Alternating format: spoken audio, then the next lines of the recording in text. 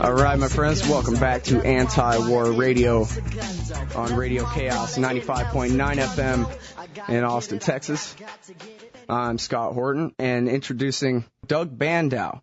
He's a writer, policy analyst, and member of the Coalition for Realistic Foreign Policy. He's the author of a ton of books, the last of which is Foreign Follies, America's New Global Empire. Welcome to the show, Doug. Happy to be on. It's good to talk with you. I've been a big fan of your writing for a very long time. Oh, thank you much. It's very kind. Now, I guess let's start at the end of your article here. Is George Bush a jihadist plant? Well, if you just look at his policies, you know, if I was a conspiracy-minded person, I would say, yeah, you know, that he'd been converted to his Islamic fundamentalism a long time ago, and they said, hang out and we'll activate you when we need you. George Bush, the sleeper cell. Exactly. Yeah. Well, you know, kind of being run by Osama bin Laden in the mountains somewhere. Yeah.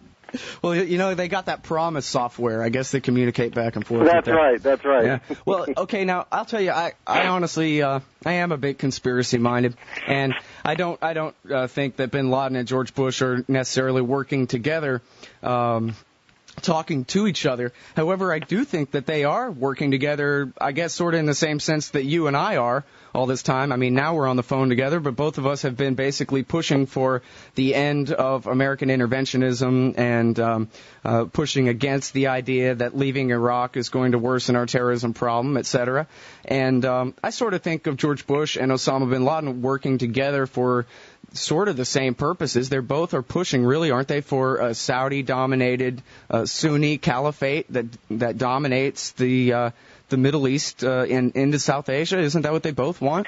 Well, it's certainly what bin Laden wants. Of course, if he's thinking about a Sunni Saudi caliphate, he doesn't want the current royals to run it. Right. I think the problem with that for Bush is, frankly, I don't think he understands particularly the difference between Sunnis and Shia.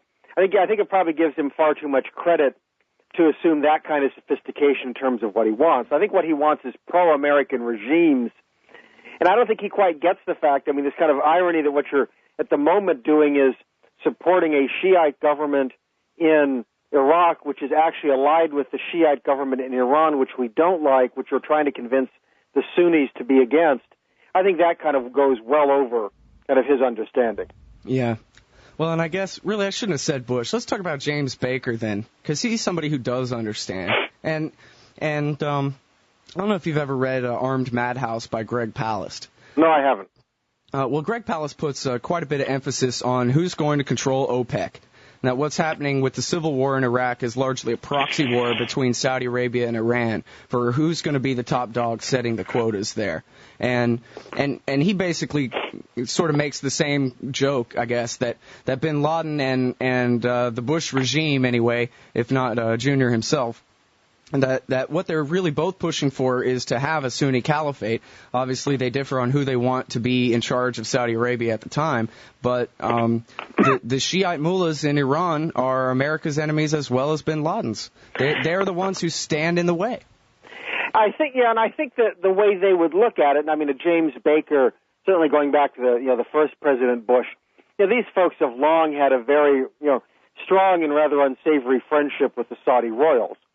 So I think the view there is that Saudi Arabia is our friend and our bedrock, foundation of policy in the Mideast is to maintain them, and then that preserves oil stability and everything else. Certainly going after Iraq was viewed, I think, to some degree by them as helping protect Saudi Arabia. That's why we got involved the first go-around. Primarily, it wasn't so much Kuwait as Saudi Arabia. So that underlying devotion to Saudi Arabia is very, very strong.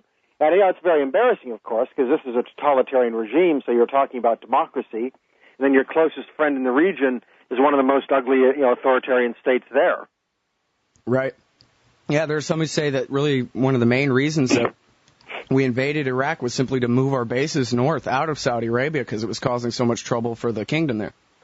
I think again, the problem here is that everybody will phrase things differently. I think their argument would be we had to get rid of the threat, which that would allow us to take our bases out of Saudi Arabia. Yeah, and indeed we took our bases out of Saudi Arabia. The problem is, of course, they want to start, wherever they want to start. You have to take Mideast policy back decades. Why did we have troops in Saudi Arabia? Well, it's to protect them supposedly from Iraq. why did we have the problem with Iraq? Well, of course, we supported Iraq against Iran because we were afraid of Iran. And, of course, we have a problem in Iran because going back even further, we helped overthrow, their elected prime minister back in 1953 and gave him the Shah, who they threw out. So the problem here is the administration and its supporters all want to start, it could be 1990 or whatever point they want to start. They never want to look back at the very beginning where the U.S. has set all this stuff in motion. Right, and George Bush actually even said, well, hey, look, people say that the war in Iraq makes terrorism worse. Well, September 11th happened before the war in Iraq, so that's it. And it reminded me of Harry Brown. It's what Harry Brown used to say. History does not begin on September 11th. Yeah, no, I debated Victor Davis Hanson a couple of weeks ago, and he made this, they've been doing this since 1979, and I came back and said, well, Iran doesn't start in 1979. Iran, if you really want, at the very least, you start in 1953. You could argue you go back even further. But you can certainly start in 1953. Come on. They act as if, why did they attack us in Lebanon? And I try to explain, well, you're in the middle of a civil war. There's no context. It's just, we were attacked in Lebanon, we were attacked in Yemen, we were, and they kind of glide over what the reality was in any of the preceding events, which help you understand. It doesn't justify terrorism, but it certainly helps explain why all this stuff goes on. Well, and it certainly puts a whole different spin on the question, which is really the primary topic covered in your article, of whether the terrorists are going to follow us home when we leave Iraq. If they're fighting us for no good reason, then it very well may be we got to stay there and kill them all until they're all dead. But if the reason that they're terrorists against us is because our army is over there occupying their neighborhood, then perhaps pulling our troops out would lessen the risk of terrorism rather than making it more. Exactly. This notion, that they're kind of like puppy dogs, and that they're going to fall. It's utterly inane, and it's embarrassing to have that kind of an argument made by supposedly important political leaders of the most powerful nation on earth. It's, you really just have to be kind of horrified at the thought of the image this presents to anybody who knows anything. Yeah, sure. John McCain a couple of weeks or last week on the Jon Stewart show, and I believe in the newspaper a couple of days before that, threatened that Zarqawi is going to follow us home and kill us, and he's been dead for more than a year. Yeah, what's really bothersome here is that you get a sense that you have folks who are acting primarily on ideological and political presumptions that are utterly unshakable. So it doesn't matter what the facts are. It doesn't matter what we discover. It doesn't matter what anybody who knows the area tells you. History doesn't matter. Nothing matters. They're attacking us because we're beautiful. We're so wonderful. That's why they're attacking us. So, yes, we need to kill them in Baghdad so they don't come to Kansas City. It's nonsense. But unfortunately, it's had a certain resonance with some Americans, and it's given them, at least so far, the political power to carry through. Yeah, I'll have to agree with that. In fact, someone that I know very well and in, I guess, a lot of ways have a lot of respect for, that's his argument for why we have to stay in Iraq is we have to fight them there so that they don't come to fight us here. The Flypaper Theory, there's some finite number of terrorists, and if we keep our army in Iraq, they'll all come there until our Marines and Army soldiers shoot them all to death, and then the war on terror will be over. We'll be safe. Yeah, no. What's amazing is there's very good research out there. Disproves this completely. There's studies that were conducted both by a Saudi Arabian researcher and an Israeli, both of which looked at these new kind of foreigners flowing into Iraq. Most of these people had never had any jihadist contact in the past. These are people who are radicalized by Iraq. And you see that in many of the kind of locals who've been doing bombing, say the bombing in Bali, the bombing in Jakarta, the bombing in London, bombing in Madrid. You found local groups which, again, had no formal affiliation with Al-Qaeda, but have been motivated. And the evidence is very strong. One of the most powerful motivations bringing them in has been the war in Iraq. So we're creating people. There's this weird notion there's a fixed number of jihadists, so we can kind of kill them all. It just mistakes what human nature is all about and what motivates people. And you'd think people who hailed from a country that staged its own revolution, where Americans grew angry because of British behavior, would understand that policy matters, politics matters. Well, you'd have to have a population of people who knew anything about American history to feel that way, I think. Yeah, unfortunately, I think you're right, and we don't seem to have that. Yeah. Well, and, another question here is, if it was true, how immoral is this flypaper policy anyway? You just invade a third country that had nothing to do with an attack against you in the hope of that in the process of destroying that country, you'll lure all the people who are a threat to you there instead? No, of course. I mean, the problem is you get back to the initial justification for going in, and that, I think, clearly undermines any argument the administration makes. The reality is nothing they said was true. You look at Colin Powell's discussion before the UN General the Security Council, nothing was true. The claims about vast stores of weapons of mass destruction, none of them were true. The kind of sly game that people like Cheney tried in terms of tying Hussein to Al-Qaeda and what have you wasn't true.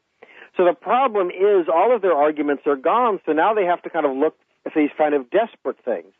Well, we're going to promote democracy, we're going to, we have to stick around to save the Iraqis, even though they're being consumed by this horrific war while we're there. Somehow, if we stay there, we're going to get it fixed, or we can kill all the terrorists and then everybody will live happily ever after. So I think there's a desperation there because they know that the American people look at this and say, we were misled, we were lied to. What can we believe? Yeah, and, back to the whole, Bush and bin Laden seeing eye to eye. I had a great discussion with Gareth Porter on Friday about, and I've had this discussion all along for years now, I guess, with these people, James Bamford, Robert Pape, and many others, who say that Al-Qaeda desperately wants us to stay. That is their number one thing, is to keep this war going as long as possible. If the war's over, they're out of there. No, I mean, it's the best recruiting poster that they could have. It's proof positive that America is anti-Muslim. It's proof positive that we have aggressive designs. Just the visual, what it presents to the rest of the Muslim world, as well as what it does to radicalize Iraqis. I mean, every time we mistakenly kill somebody, we kick down doors, these sorts of things. And, frankly, the longer it goes on, it discredits the whole message we have about democracy. I mean, can you imagine going to other countries in the region and saying, you all should have democracy? Look how well it worked in Iraq. I mean, so from bin Laden's standpoint, this is a fantastic opportunity for him. An entire country is now a terrorist proving ground. Urban warfare. I mean, the real fear, I think, for the West is, we talk about following us home, is that it's not that us leaving causes them to follow us home. I mean, a certain number of them are going to go back to their home countries naturally, and they have all these new skills that we have essentially enabled them to learn. It's absolutely frightening. Yeah, and you said the word earlier, terrorism university. That came from one of these jihadists, put it up on his website last week. He said he was, I think, referring to a former CIA official who called Afghanistan terrorism school. And he said, well, if Afghanistan is terrorism school, then Iraq is terrorism university. Exactly. I mean, we've spread this knowledge all over. And, of course, you don't even have to be there to spread it. I mean, it gets spread by the Internet and everything else. I mean, they're learning a lot of, lessons that are very dangerous over the long term for the rest of us. Mm-hmm. And, I think it was in December, maybe toward the end of December, when Bush wasn't saying, announcing the surge plan really yet, but was putting it off until after the new year. And there was a lot of hype and talk about whether he was going to have to bow down and do what his dad's friends said and adopt the Baker Commission report and all that. And which, shorthand basically in the world, in the media out there was, a plan to get out, a plan to leave one way or another. And I, in fact, blogged this on the antiwar.com blog at the time that I forget the man's name, but supposedly Zarqawi's replacement as one of the head leaders of al-Qaeda in Iraq came out and said, George Bush is a wimp, look at him turning tail and run, blah, blah, which is, simply begging, please don't go. Of course. We're doomed without you. That's right. And, I mean, they understand, one of the ways you kind of appeal to people's egos, loss of face, any number of these things, you challenge them, and then you make it clear if you leave, we're going to declare this a great victory, even though privately, the jihadists are desperate for us to stick around. Yeah. And, one of the things I learned from James Bamford, the great intelligence reporter, is that this was really why they did September 11th in the first place. We're not just talking about, aren't they lucky dogs that we invaded Iraq. This is why they knocked down those towers, was to finally motivate the American military to come and fight in their neighborhood.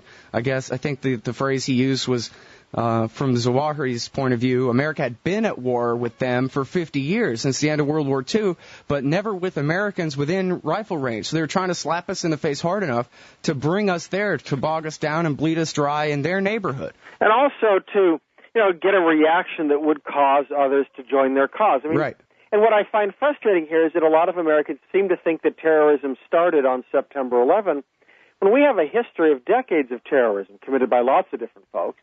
And I mean, and in none of those cases is that they were mad at somebody for being too free or something. It's all kind of geopolitical, games. I mean, it's, you want freedom for, Ireland, or you want any number of other things, you start committing terrorism.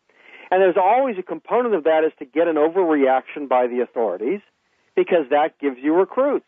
You want the authorities to show up and break down doors and kill innocent people and arrest people, because that helps your cause.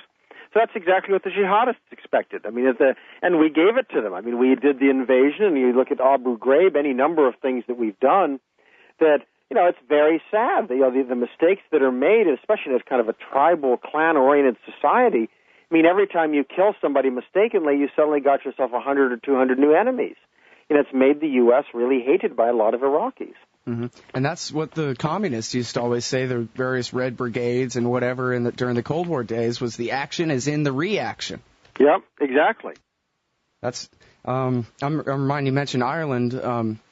I read a story one time about how the IRA killed this British soldier, chopped him up into little pieces, and left him on the steps of the barracks of the British troops, so that when they found their buddy, they would be so outraged they would just run out and commit atrocities against, any average Irishman they found, so that then the IRA could point and say, see what animals these British soldiers are? We told you. Yep.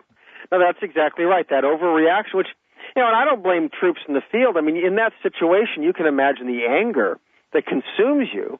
Policymakers are putting U.S. soldiers in an absolute, no-win situation. Our soldiers are trained. They're phenomenal in terms of fighting a real war.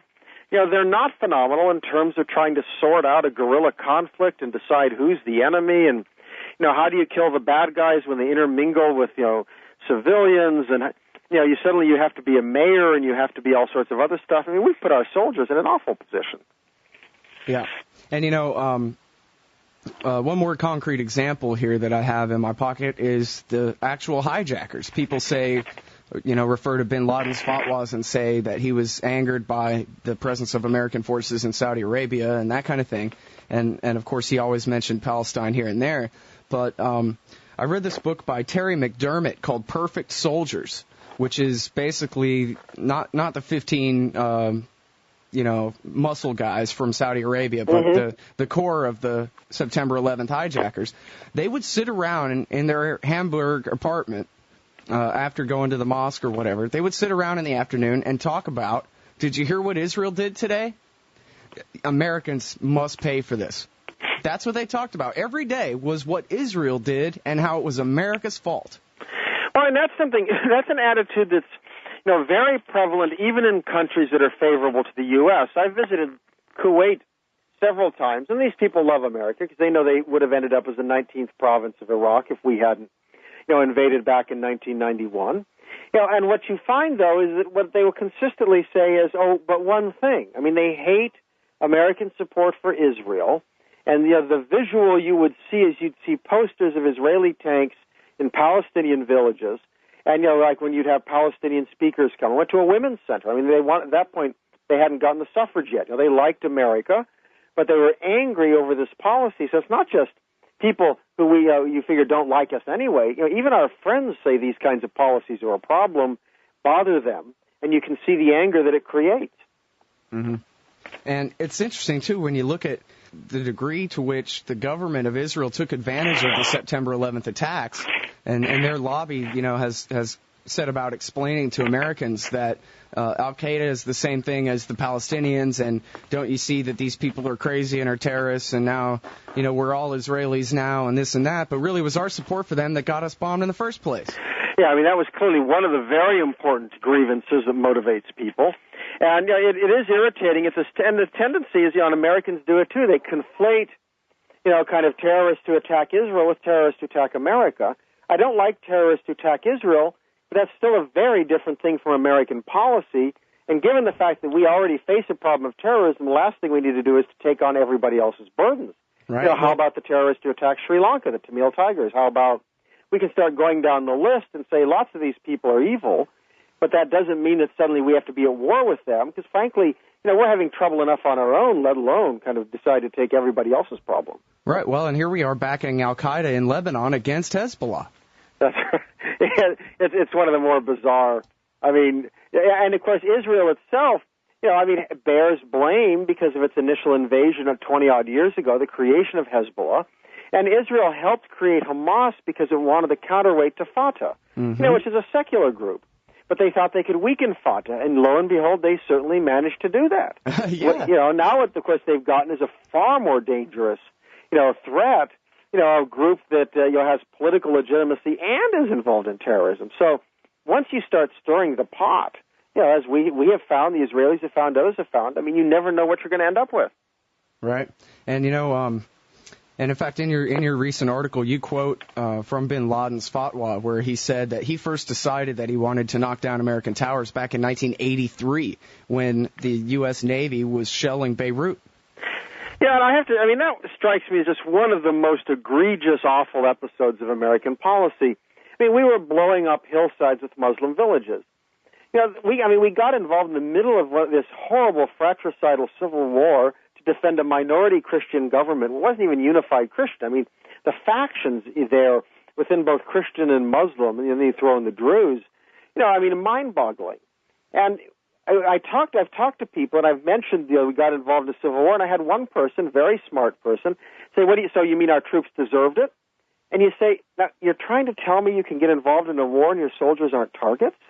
It's a bizarre attitude that, but it's still unfair what they did, even if we were killing them. You know, like, it's still unfair. I mean, it's a horrid thing, and I think bin Laden's, you know, you don't have to believe everything he says, but that has a certain amount of credence to it, I think, of how the Muslim world perceived what the U.S. was doing. We were supporting the minority Christian government against Muslims, and we were killing them in the process.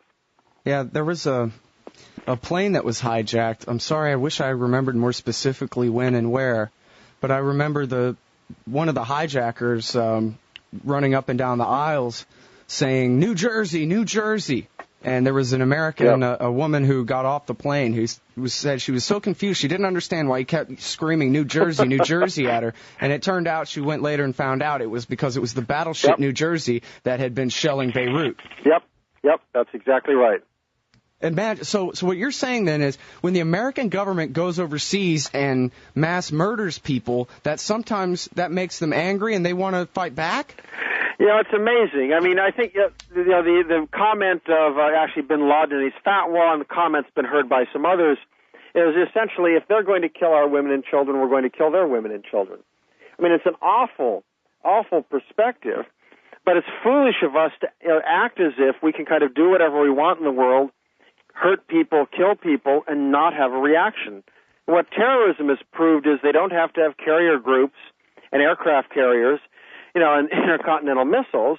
There's another way they can hurt us. And I think, you know, we've just got to understand it's not because, I mean, they hate our freedom. I mean, I find that kind of this extraordinary argument, you know, as if they sit around saying, we don't like the Bill of Rights, you know. And that First Amendment that America has is really awful. Yeah, we don't have that anymore anyway, so how could that possibly be their motive? That's right. I mean, if they know anything about American constitutional law, none of this stuff actually is enforced. But you know, it's nonsensical. And it really is embarrassing. I mean, you talk to people in Europe and elsewhere, people who are friends of America, you know, and they just kind of roll their eyes at this, you know, notion that, well, we're just so wonderful. You know, we're so beyond criticism that obviously, you know, it has to be because we're nice guys that they're doing this. You know, if we weren't all around swell guys, they'd leave us alone. I mean, and it's awful because, you know, we make dumb policies, you know, without caring about the consequences. Mm-hmm. And, you know, when you read bin Laden say, kill women and children, civilians, wherever you can find them, because that's what they do to us, so we should do that back to them. There's nothing more obviously pure evil than that. But then, what do we do? What did the American society decide was the proper answer after September 11th? Kill as many of them as happen to be nearby where we're bombing, and if they die, screw them. Tough. Women, children, we don't care about that. Americans don't care about that. What's the difference? And what I find very disturbing is that at the very least there's no moral reflection. I mean, it's one thing to say, there are awful choices you make in the world. Sometimes innocent people die. We wish we had a better way, etc. But you don't hear that stuff verbalized. It's all kind of kick Saddam's ass, do this, do that. I'd like to have some American policymakers express some anguish at the fact that, Iraqis get killed, say at checkpoints. These are families. They speed up. They don't follow instructions. They get killed. Well, then we should regard this as a tragedy. Maybe it has to happen, but gee whiz, couldn't we be morally bothered? Oh, no, it's just collateral damage. And that's right. And that callousness, I think, comes through to the Muslim world. And ultimately, we're not going to change bin Laden's opinion, but we can change the opinion of a lot of other people in the Muslim world. And we need to be working on that. Instead, we tend to make it worse. The longer we're in Iraq, the longer we're engaged in these activities, the more reason they have to believe that we're really awful people. Yeah, and in Robert Pape's book, Dying to Win, he says a very important part of this is where the occupier is from. When the occupier looks different and speaks a different language and believes a different religion, forget about it. Insurgency is on. There's no way to stop it. No, that's exactly right. And Americans, if they were a little more reflective, would think about what would they like to have America patrolled by, and kind of fill in the blank. You'd have the same kind of reaction. Not the sort of thing that Americans would countenance. You imagine if somebody else has kind of managed to intervene and was killing Americans, saying, oops, sorry about that. Well, that's the way it goes. Again, that would not go over very well with Americans. We would resist. We'd try to kill people killing us. These reactions are not kind of mysterious. They're very natural human reactions. And as you pointed out, this is a country that was founded in rebellion from empire. That's right. While the American kind of form of terrorism, if you want to call it that, was very genteel compared to what we see today, Americans were quite happy to, break the law, rough up the authorities, and ultimately to revolt and kill, and engage in what the British viewed in certain ways as terrorism. Sniping from behind trees was not fair European warfare. We didn't let that stop us. We didn't have the trained army they had, so we adopted another method to beat them. We said, throw out the rules. We don't care. We've decided to fight this. We use whatever tools we have. Mm-hmm. And this is really the key here, too, is this lie that somehow they hate us for freedom only makes sense to people who don't know that America has an empire, that America is an empire. And I know your book is called Foreign Follies, America's New Global Empire. I think, for most people, they just won't even hear that word at all. If you say empire, that just means that you're a left-wing America hater who doesn't really understand. America doesn't have colonies overseas. America's not an empire. That's right. And I think one of the problems, is that Americans want to, they want to believe that we're doing good things overseas, and they cannot imagine that other people view them differently. And it's so hard to talk about this because people assume that you're saying, oh, well, then you think we deserve it. You like the terrorists. You're justifying them. And the answer, of course, is no. These are evil people. They do monstrous things. But again, you've got to understand consequences. If you don't know why they're doing it, you can't very well combat them. And Americans need to be more reflective. It doesn't mean that we are necessarily evil people, but it's to say, look, how does the rest of the world view what we're doing? We may think we're doing wonderful things, but if the rest of the world thinks we're behaving badly, thinks we're engaged in activities that in fact could be called evil, if the rest of the world thinks we're killing people, starving people, this sort of thing, we've got a real problem. So we need to step back and ask, number one, are we doing the right thing? And number two, why do people view it differently? And we've got to ask those questions. We can't just go around kind of preening, saying, well, they don't like us because we're wonderful. And that, unfortunately, is what kind of this administration, and and not just the administration, of course, many Democrats and a lot of other people kind of take the same attitude that, well, we can't imagine why they would do this to us. Oh, my goodness, we're just so great. Yeah. Well, now, so let me ask you to predict the future then. If there's another spectacular terrorist attack in America sometime soon, is the population going to roll right over again like they did back in 2001, or perhaps are people going to be a little sharper and maybe blame George Bush? We've been through all this in the name of stopping the terrorists. If they can still hit us, is he going to have to take the hit? Well, there may be a short and a long-term, effects which may be different. I mean, I fear that in the short term, the tendency to be to rally around. Where he says, see, this is a threat that's out there, that's why you have to combat it everywhere, yada, yada, yada. But it strikes me that there's probably the last poll I saw showed that the majority of Americans believe we can win the war on terrorism and get out of Iraq, that they disconnect Iraq from terrorism. So that tells me the American people are starting to learn.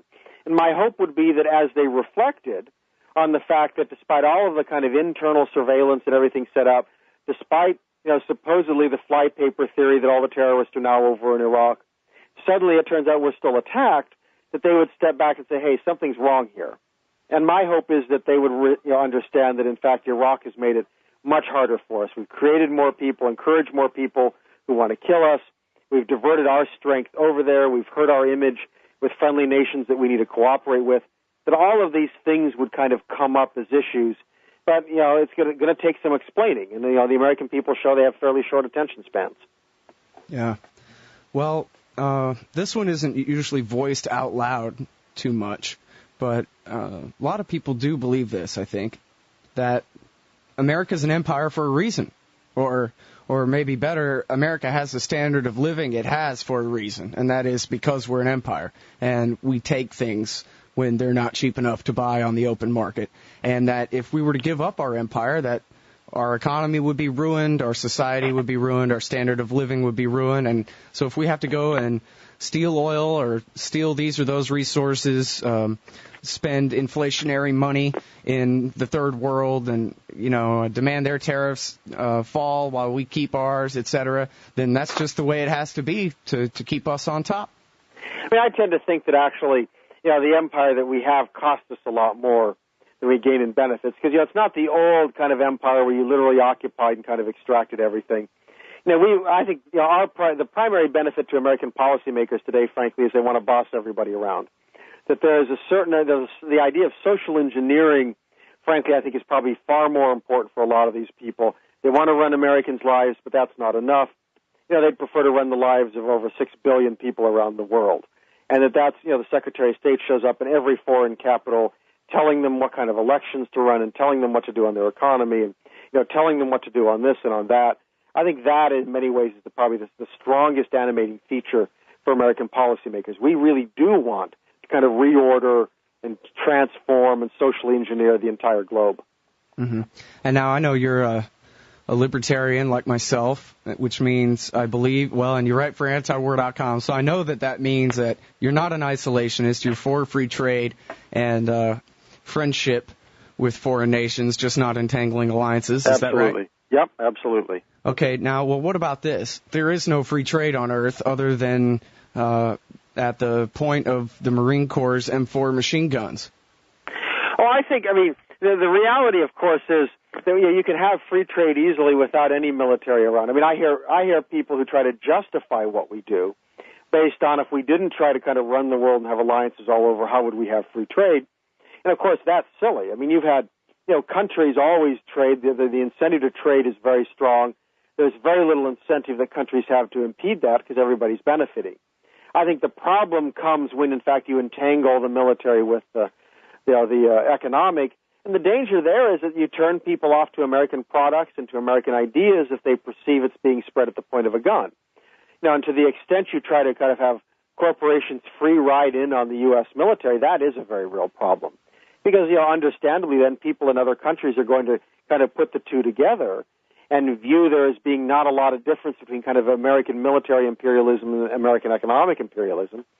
And that's a tragedy because, to my mind, free trade is one of the most important mechanisms for spreading prosperity and ideas around the world. The last thing you want to do is link that to the military. Mm-hmm. And yet we see the effect of this, and I fear it may be, I don't know. I guess the logic of Ludwig von Mises is never going to go away, and economic laws are economic laws, but you look at least short-term effects. In South America, they're electing red after red after red because to them capitalism means the American military. No, I think that's and I think that, for a lot of people, again, it's this sense of overbearing social engineering that, they're angry not so much because, Starbucks shows up, but because it seems to be part of this larger package. The American Secretary of State is over there, and they're being badgered to be allied with us in this particular military adventure, and it starts to look as a package, and they have a very hard time disentangling it. And the irony, of course, at the end of the day is America's going to find itself much weaker and much more isolated because of these policies than in following the policies we would follow. That in fact military disengagement is the best mechanism to ensure, I think, broader political influence and economic influence. Instead, by being heavy-handed, they're going to kind of hurt America in all the other areas as well. Right. Yeah, empire weakens America. So you really think then, Doug Bandow, that if America tried, somehow Ron Paul became president, all the troops came home, we got out, stopped, the foreign aid through the IMF and the World Bank and all these international organizations, and we really did try to have that Jeffersonian foreign policy of friends with all, allies with none, that we would all, even in the short term, be better off rather than worse off. That's right. I mean, I would not say that you couldn't have bad things happen in the future. There are evil people on the planet. Some of them will end up running governments. Over time, we're going to have more powerful countries, China and others, the development, we don't know where they're going. But I would say that, an America that doesn't get involved the way we do today, an America that looks for opportunities to avoid conflict instead of jumping into them, an America that's much more hesitant and humble, in its willingness to be involved, certainly militarily, is likely to yield a globe that, at least for America and its, major allies, is going to be much more peaceful, much more prosperous. And that, look, we look back and say, we've tried the other side. The other strategy hasn't worked very well. I think it's time we let freedom and, non-intervention have a chance. Okay, now you're a member of the Coalition for Realistic Foreign Policy. And in foreign policy circles, these catchphrases sometimes mean a lot. So by realistic, are you saying a non-interventionist one, or are you saying what they call the realist school, which is Henry Kissinger-style interventionism? Well, my view is that the most realistic school is primarily non-intervention. The people in this, the coalition, what we try to do is bring together a broad group of people, who would argue about some issues. I mean, what do you do about China or something? Some of them would probably be more classically realist. Some of them that, we've worked with are more likely to be protectionist. But everyone comes down and says the current foreign policy is disastrous. All of them want a policy that's more restrained, even though we sit down and, frankly, we're going to argue about some of the points.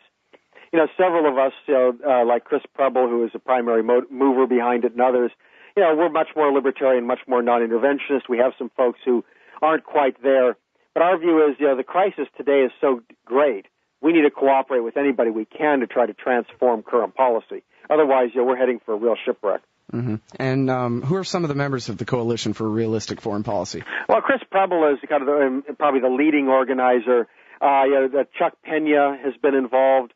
John Holzman, who used to be at the Heritage Foundation, has been involved. Michael Vlahos, Marty Seif, who writes for United Press International. There are a lot of folks out there who've been involved in one way or another. I mean, it's not like we have a big organization that spends lots of money, but it's kind of an umbrella group to help us get together, occasionally run some ads, hold some meetings. Okay, and what's the website there for the Coalition for Realistic Foreign Policy? Oh my goodness, it's been a while since I've got on. I think it is Coalition for Realistic. I mean, it's a long one. All right. Well, just Google it, everybody. Yeah, just Google it. It'll come up. That's embarrassing. It's been a while since I've been on. It's all right. And I think there's a link right to it if you just look at Doug Bandow's archives at antiwar.com/Bandow. Yeah, I think we have it in the bio note. I think the URL is right there. Yeah. All right. Well, great interview. Thanks very much for your time today. Really appreciate it. Happy to be on. Take care now. You too. Doug Bandow. He writes once every 2 weeks for antiwar.com. His current article is Fight Terrorism, Get Out of Iraq.